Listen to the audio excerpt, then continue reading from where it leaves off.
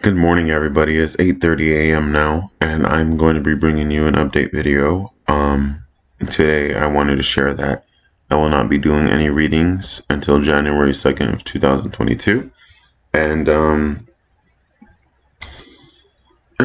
and I will be focusing a lot of my time on creating content here for YouTube and connecting with a YouTube community because I am pretty weak on that area in my business.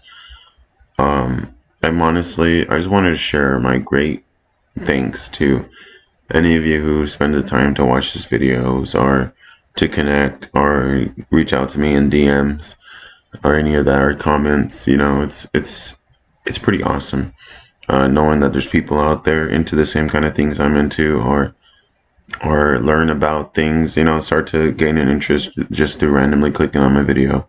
So I wanted to give great thanks for that because in my life, I guess I have always enjoyed being alone. I've always enjoyed being more of a loner type of person, playing my games or spending my time listening to music or even just having time playing guitar or something or creating artwork.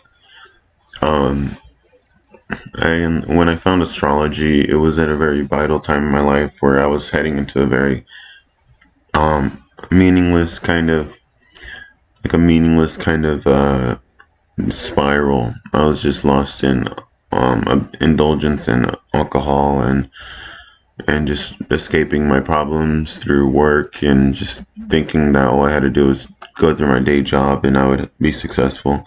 But then my soul hurt, and then astrology found me, and then I just started becoming obsessive about learning. I was just very obsessive about learning, about what this meant. What was this language talking about? Why does this make sense? And then I started studying my own natal chart.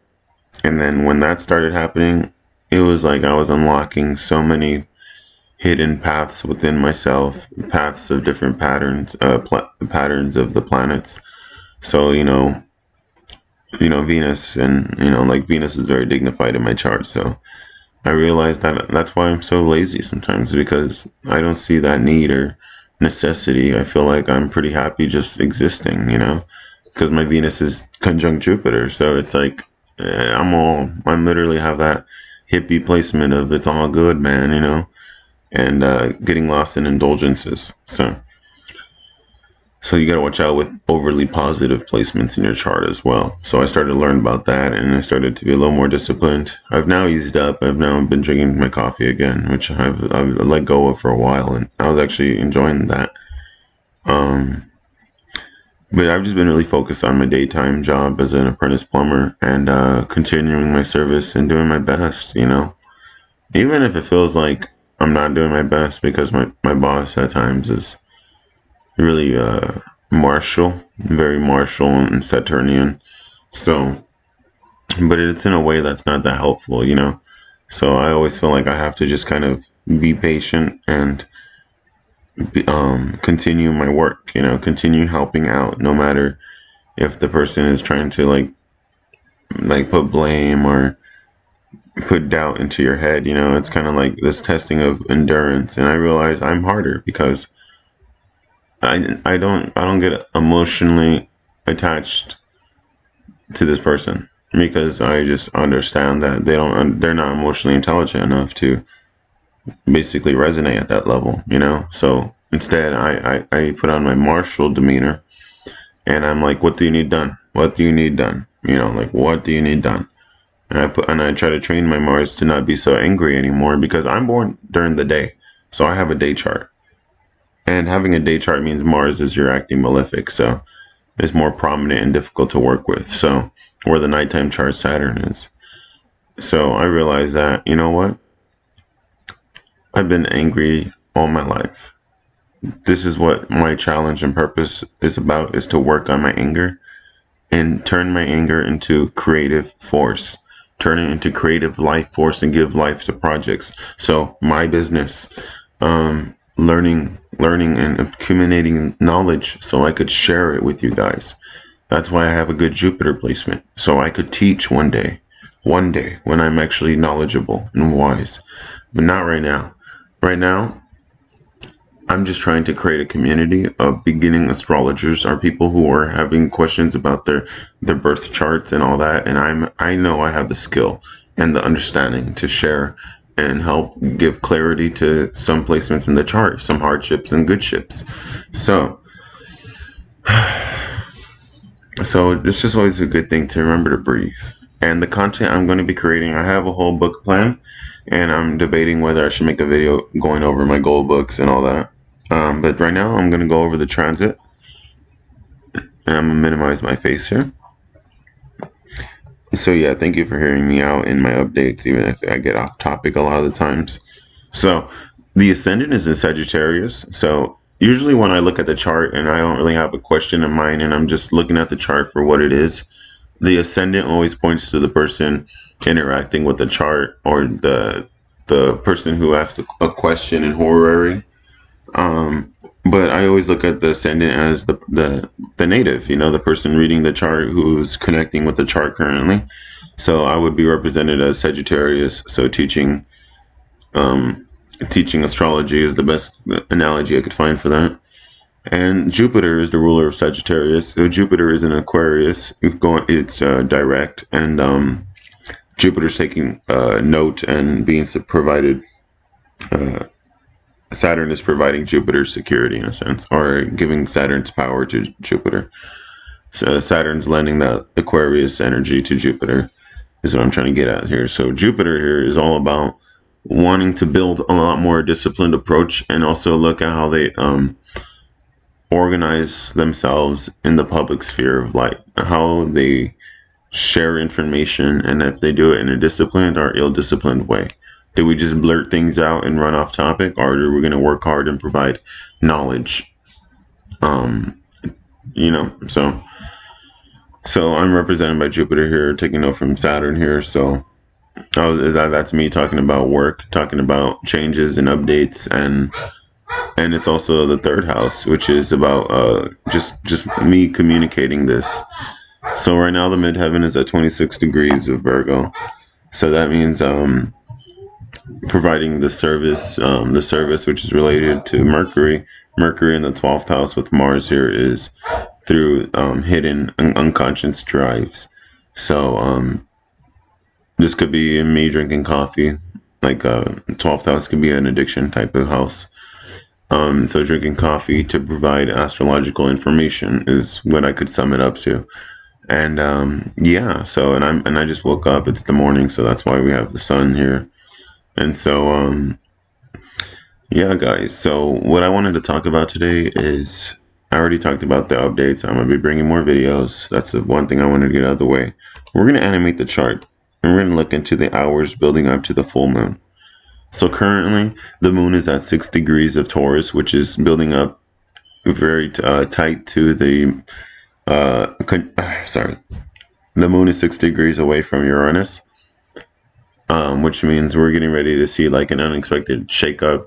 So be careful of like earthquakes, because the moon is building in power. She is waxing, so she's building her strength, and she's moving up into not only this conjunction with Uranus, so illuminating the rays of Uranus, but also she will be heading in, when she perfects into the full moon with the sun, she will be heading into a lunar eclipse here in the ecliptic point.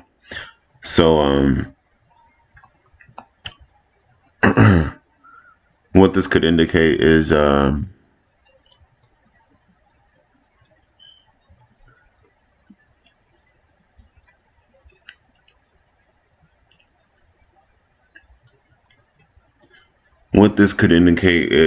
the moon is going to be shaken with Mars, and Mars opposite Uranus, and Mars opposite the moon as well.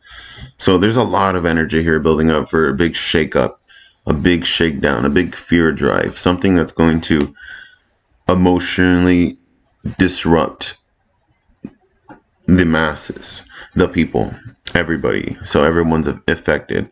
So here we could see that Scorpio and Taurus, this traditionally rules like finances and resources and taxes and power and influence, So don't be surprised if you see some very terrible news during this time. Don't be surprised if you experience something very scary, depending on where this opposition is landing in your chart.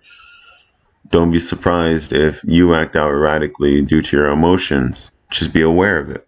Don't be careful of unconscious interactions. Like say enjoying too much to drink and then acting out, just acting out in an immature manner. So it's really good to just be sure to keep your emotions with a clear understanding and connected and grounded. That your physical body also has a communication style, and that's through emotions and your gut. And watch out with overstraining yourself. You could get into an accident. Being unconscious and doing unconscious driving, you could get into a car accident because Mars is here with Mercury, who rules communications, like driving. And Mars is also like the physical assertion and literally the force of driving, where Mercury rules the car and what's the name of the transport. And the sun here is moving away from combusting these two planets here, and the sun is meeting up with the south node K2, which is basically going to signify letting go of being too obsessively aware, having to let go of being so fucking like serious that it's really hard for you to connect with people. You know what I'm saying? Like you burn other people out with your intensity. It's the south node in Sagittarius here is like, it's like, all right, buddy, you need to let go of that belief. And when the sun enters Sagittarius to complete the conjunction, it's going to be it's going to basically get like this scrub, this decrease of its power in a way because the south node drains. So the sun here is going to be like, okay, I realize now I'm aware of like what I've experienced, and now I need to heal through it, or I need to let go of that shit. We're already mastering power and authority of ourselves. We don't need to master it over others and lord over others. That's kind of the energy here. The moon here. All right, so we're just gonna skip ahead to tomorrow. Oh, actually, okay. Okay, we're gonna go back a little to where it's perfected. Okay, this is pretty good. All right, so this is for Friday at 2 a.m. So this is gonna happen very strongly here where I live at, because the moon will be culminating, or right here. Well, this was after it's culminating, so the powers and effect of this lunar eclipse is going to be very powerful. So we're going to be dealing with a lot of shakeups, we're going to be dealing with a lot of unstable energy, basically. And with the moon coming here conjunct the north node increases and gives a mission. It gives this necessity and drive in a way like Mars does, but the north node does it in a very like head. It's just the head. It's just completely kind of like, we need to get this, we need to do this. And the moon here is like still leaving. She's leaving the sign of her exaltation, heading into Gemini, which will then be leading her to her home in Cancer. So this year is like, all right, the moon has like a final task before she could rest. She needs to heal. She needs to find the purpose to move forward with how they intellectualize their emotions.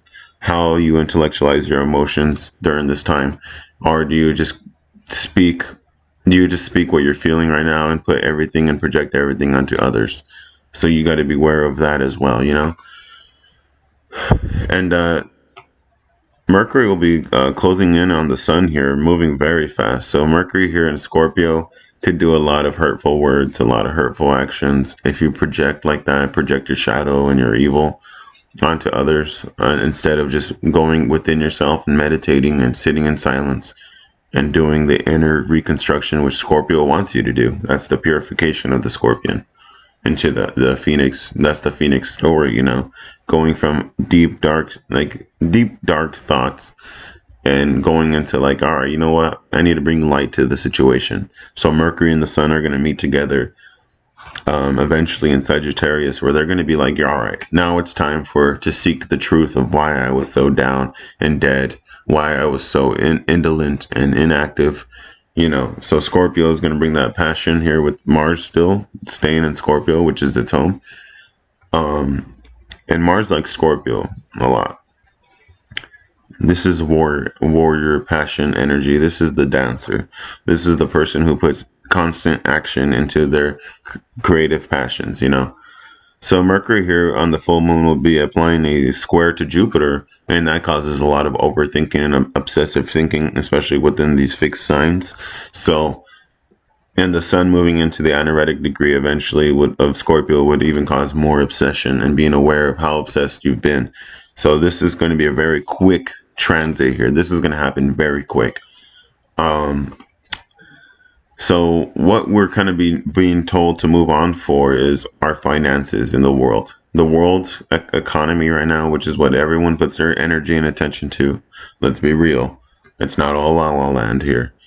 The world economy, is going to be seeing a big release of the old system. And that's the moon here. The moon ruling the old and the past. But the North Node bringing in newness. And this newness is going to be related to Mercury.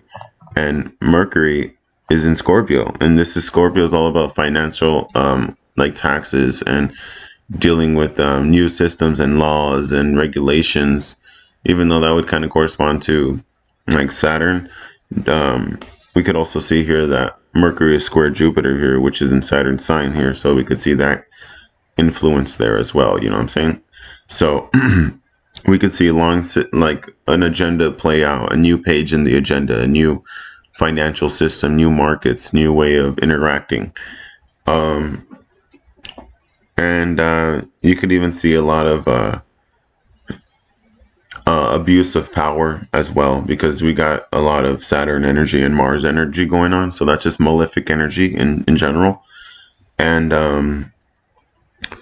I would very much just I would advise that you use this time to look at the real strengths you have within your character, within yourself, who you are, within your soul, within your spirit.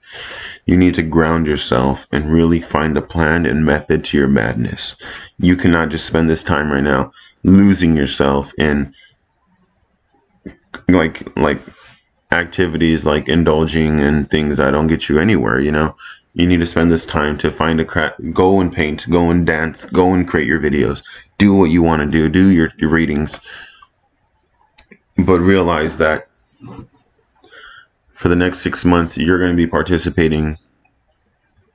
For the next 6 months, you're going to be participating in hard work that's going to feel faded. It's going to feel like this faded connection. You're going to make connections that are like unreal, out of this world, because you're putting the work into what you're passionate about, and that's the reward. And Saturn will reward you in due time. Always remember that. Saturn rewards those who work hard and keep pushing forward. Mars also rewards those who put in a lot of passion and hard work and strength and have a strong character. Always remember that. And Mercury square Jupiter here is all about revealing and bringing information out about the abuse or evil doings of Jupiter and Aquarius, which might be politicians, which Jupiter rules, are these kind of figureheads, So we're going to be bringing out a lot of information this full moon here. There's a lot of information that's going to be revealed, and it's going to be hitting hard because this is a very powerful transit here. So that's why I'm taking this time to stay off readings, stay off social media, and except for YouTube. And yeah, so like I said in the beginning, I'm going to be taking this time to just study up and get my passions going, taking care of myself so I can provide my business the best possible content. So thank you very much, everybody. If you enjoyed this video, leave a like and comment down below. Thank you.